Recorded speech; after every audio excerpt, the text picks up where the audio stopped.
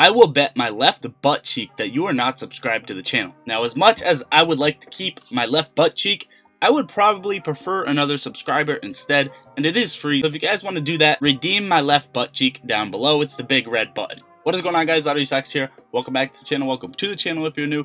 Today we are going to be going over AMC, GameStop, the charts, some other DD. If it sounds like something you're interested in or find value out of the video, please hit the like button and drop a positive comment down below. Let's get into it.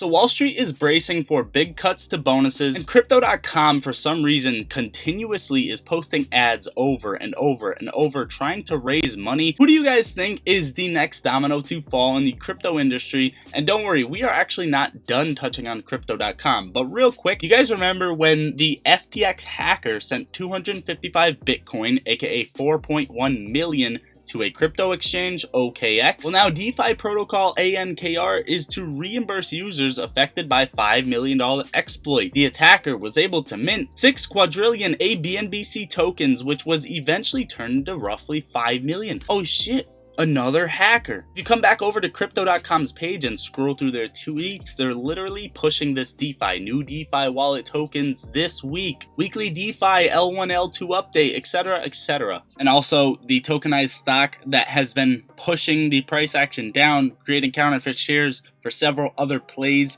including converting Bitcoin into AMC, which is a new thing that I just found out, which is also extremely fucked up. But we know that Bitcoin is going lower and lower and lower, therefore the stash spot for bigger players is dropping, especially because we just went over that Wall Street is bracing for big cuts. BCG estimates the tokenization of global illiquid assets to be a 16 trillion business opportunity by 2030, and they go on with an absurd amount of tweets to follow that. Now, if you guys do care, Alex Jones is seeking bankruptcy protection. He just filed for bankruptcy protection. And Credit Suisse announces, which is pretty weird. I mean, tinfoil hat theories are going to correlate this over to AMC, but Credit Suisse just announced that there are going to be a lot more millionaires. And let's just go over the tweet. So as of 2021, there were 62.5 millionaires in the world, but the number is expected to jump 40% and reach 87.5 million over the next 5 years, according to Credit Suisse. And in 1968, the London bullion market closed for 2 weeks. Why? It ran out of gold. Today, the central bank gold demand hit a record level in the third quarter. There is a significant difference between paper and physical gold. Guys, keep in mind that the US dollar is currently falling and central banks are purchasing gold. JP Morgan, Bank of America, and Citigroup slash banker bonuses as talent war ends. Across Wall Street, this year's bleak expectations for banker bonuses are rapidly proving true as a slump in deal making ends in the industry's war for talent and firms regain the upper hand in setting pay. JP Morgan, Chase & Co., Bank of America Group, and Citigroup are all weighing plans to cut bonus pools for their investment bankers by as much as 30%, according to people with the knowledge of internal deliberation. Some firms are planning to give low performers no reward at all. The proposals are still under discussion and could change in the coming weeks. They have it. Banks are struggling. Some of the major banks that are struggling. Some of the major banks, including Bank of America and Citigroup, who are short AMC, and as we know of JP Morgan, who hold a long position in AMC, potentially lending out shares,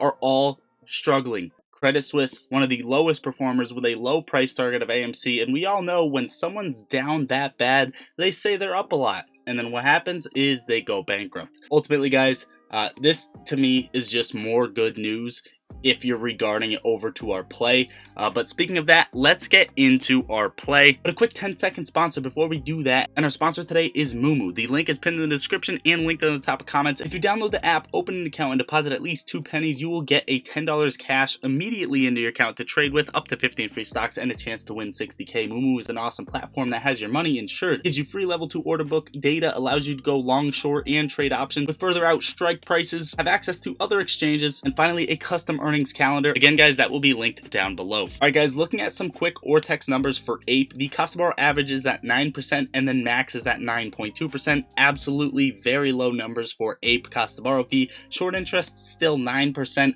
The only thing standing out to me is the utilization almost maxing out on Ape, which is 97% currently, and then AMC has an average cost to borrow of 41% and a max of 44%, which is pretty decent to say the least, as long as we stay in that range. 21.24% short interest, so it seems like shorts have added on this run-up. They don't think it's going to spring. Of course, they have been controlling the algorithms. Market makers are illegally spoofing and manipulating the share price, which we just saw another company come out with. We exposed that in yesterday's video. I am debating on purchasing shares in that company, but we'll see as we move forward. That's not the point of this. Cost to borrow fee around 37%. Utilization still currently maxed out on AMC. Now, real quick, to get into the charts and ultimately what I'm expecting. So I'm going to make this very simple, to the point. I kind of went out earlier and mapped it out according to the run up to 70, where I think AMC is going to go and where it will trade. So currently we are sitting on the 45-minute time frame, and if I bring the drawings in, this is exactly something that I will see going forward. Now, I'm going to probably need you guys to get a pen and a paper, or maybe just something to write these down.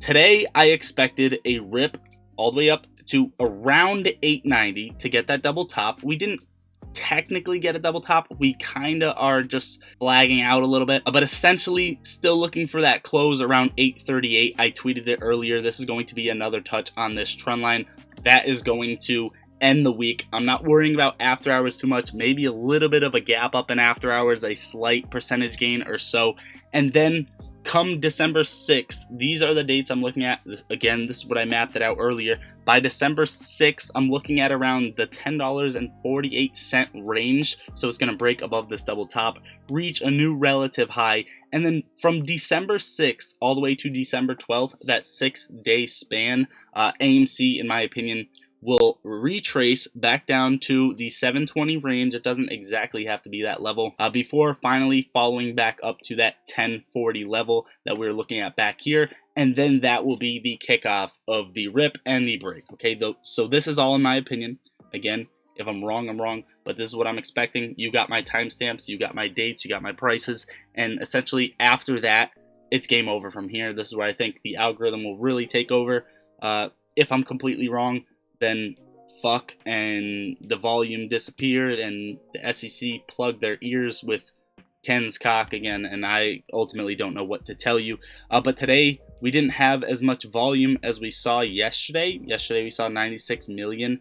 Today, as I'm making this video, we have about an hour and a half of market left, and we're only at 30 million.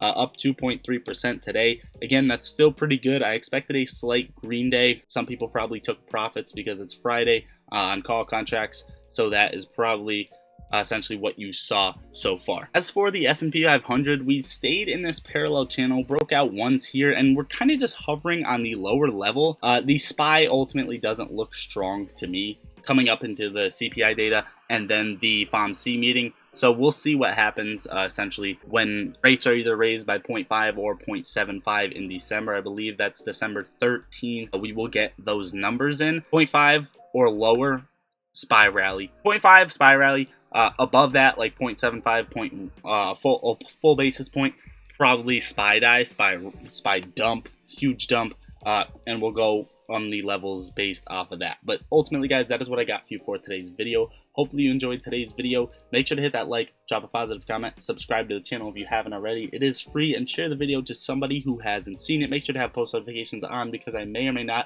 be uploading an AMC video when you are not ready for one. So I love you all, guys. Enjoy the rest of your weekend. Lottery Socks out.